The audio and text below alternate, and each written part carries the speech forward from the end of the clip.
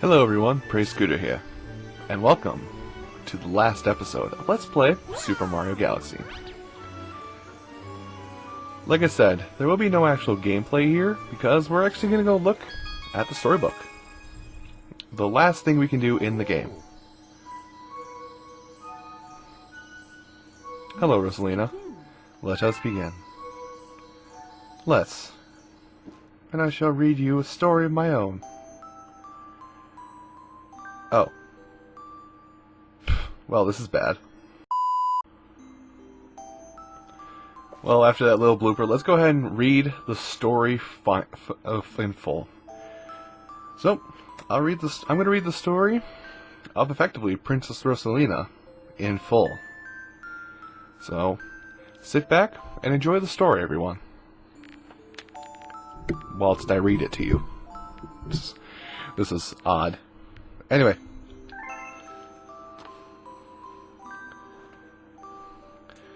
Chapter 1, The Celestial Duo.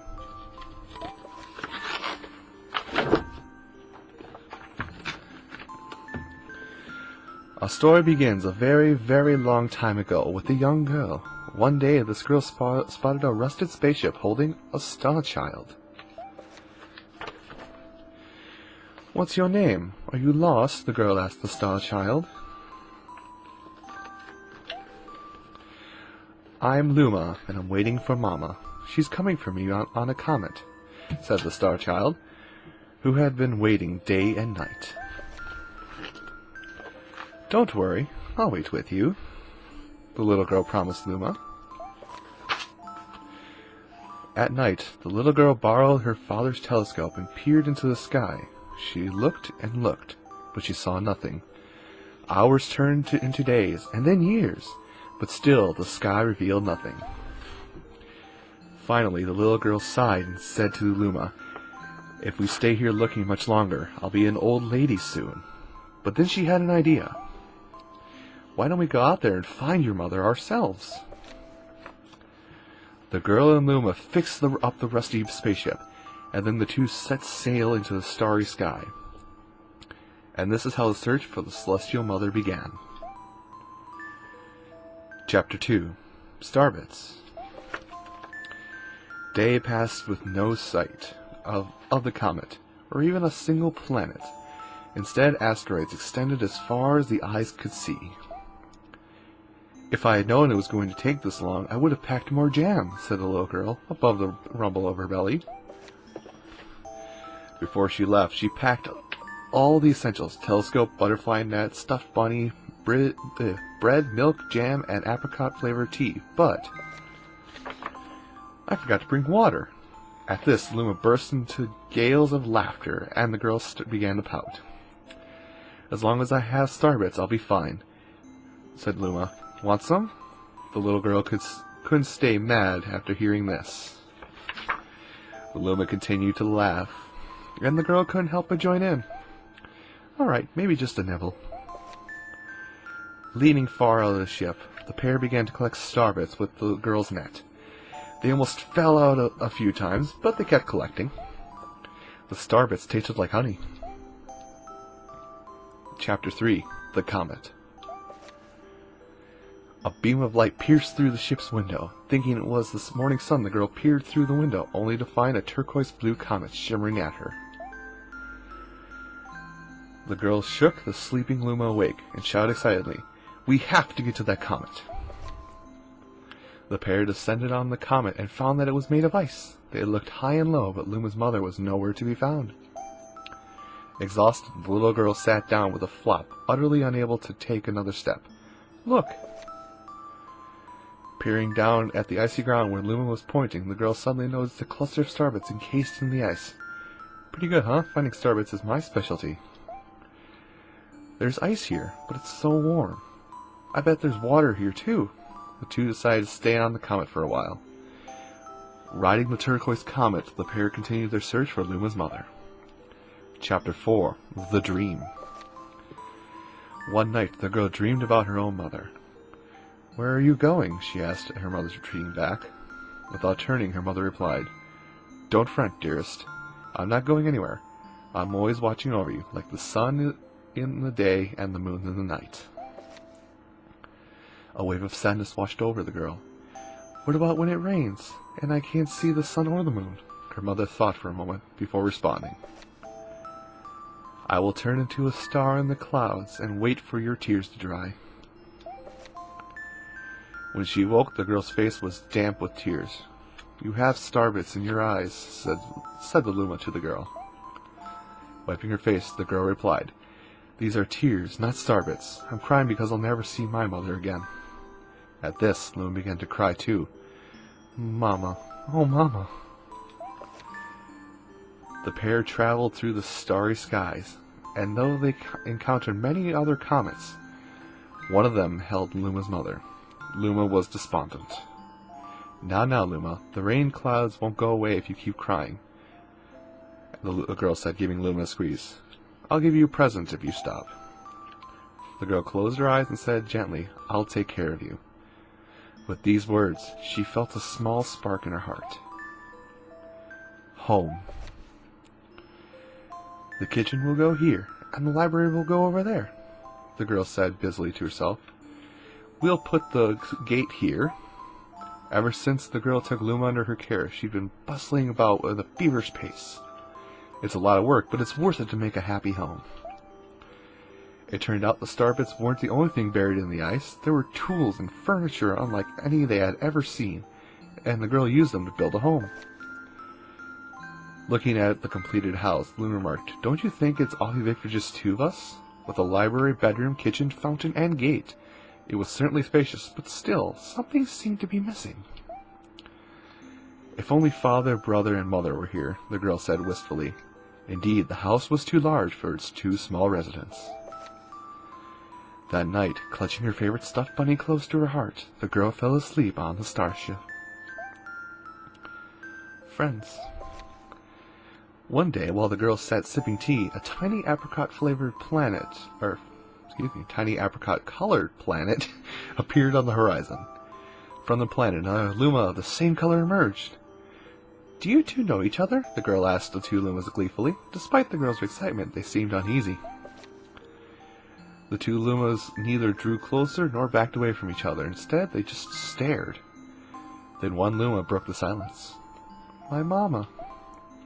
At once, the apricot Luma parroted back, My mama, my mama. My mama, my mama. The two Lumas began to dance around the girl frantically, and neither showed any sign of stopping. The girl was so charmed by this adorable scene that she couldn't help but laugh. And that's when something very strange happened. Suddenly, more Lumas began to pop out from the apricot plant. They were different colors, but they all shouted the same thing, My mama, my mama. The sight of all the shouting Lumas only made the girl laugh harder. What am I going to do with all these children? The Lumas just stared blankly as she doubled over laughing. I guess we'll have to name each and every one of you. Tomorrow, once she had finished naming them all, she would begin moving all the Lumas into the new house. Chapter 7. The Telescope. After seeing their 100th comet, a sudden thought popped into the girl's head. I wonder if my home planet is still as blue as it was. That's when she remembered her father's telescope. Peeking into the telescope, a tiny blue dot floating into sight. It was smaller than a starbit. How strange, it's so far away, but it feels so close. She twisted the knob of the telescope, and the blue dot grew until she could make out a grassy hill dotted with flowers. It seemed very familiar to her. Zooming even closer, a terrace on the hill came into view. I used to go stargazing there when I lived on my home planet.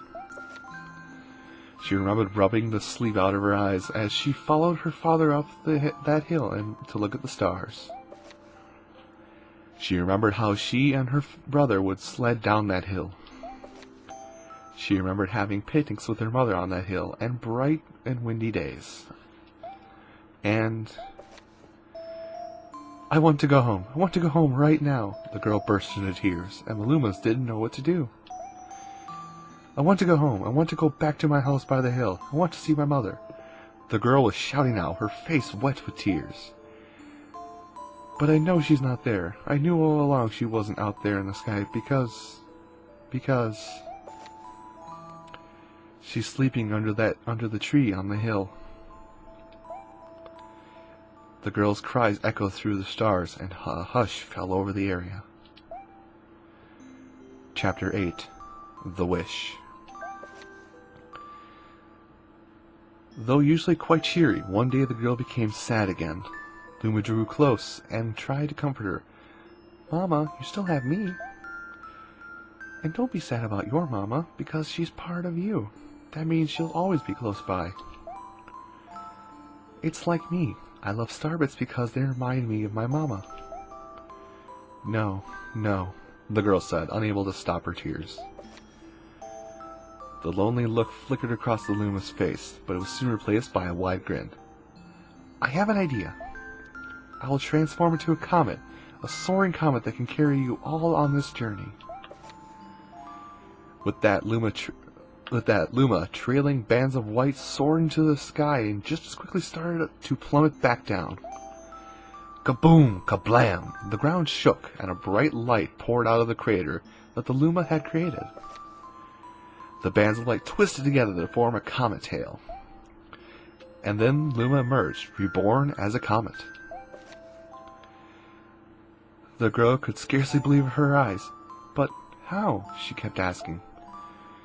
"Our destiny as Lumas is to transform into different things," said a red Luma who suddenly appeared. "Stars, comets, planets, we can become all of these things." "When I grow up, I want to become a star that makes someone special smile," said a green Luma. A blue Luma chimed in. "That Luma turned into a real cutie of a comet, didn't he?" All of the Lumas together said, "No more crying, Mama." "Thank you," said the girl in a whisper. She pulled the Lumas close and hugged them. From that day on, starbits no longer fell from the girl's eyes. The comet set forth for the girl's home planet, its long blazing tail proudly behind it. Family. With its many Lumas and telescopes, the comet was quite a sight to behold. The girl and the Lumas were proud to call it home. At a welcoming party for her new Luma, the girl gathered everyone in the kitchen and said it in a louder voice than usual. "All right, everyone, let's make a cake sprinkled with star bits. Then it will be a star cake." The Lumas excitedly began to gather the ingredients. As she watched Lumas scurry about, the girl smiled and thought to herself, "This is my family now, and I will stay with them until they're ready to leave the nest. And when they do leave, I'll see them off with a smile. Because that's what makes a mother happiest." That night, when the girl lay down to sleep, a soft light enveloped her and reminded her of the blue planet she once called home. But it would be nice to return home once every 100 years to nap in my favorite sleeping nook. The comet carrying the Lumas and the girl continues on its journey to this very day. With more family members in tow than can be counted, it's said that the comet visits the girl's home planet once every 100 years, its proud white tail glittering into the sky. The end.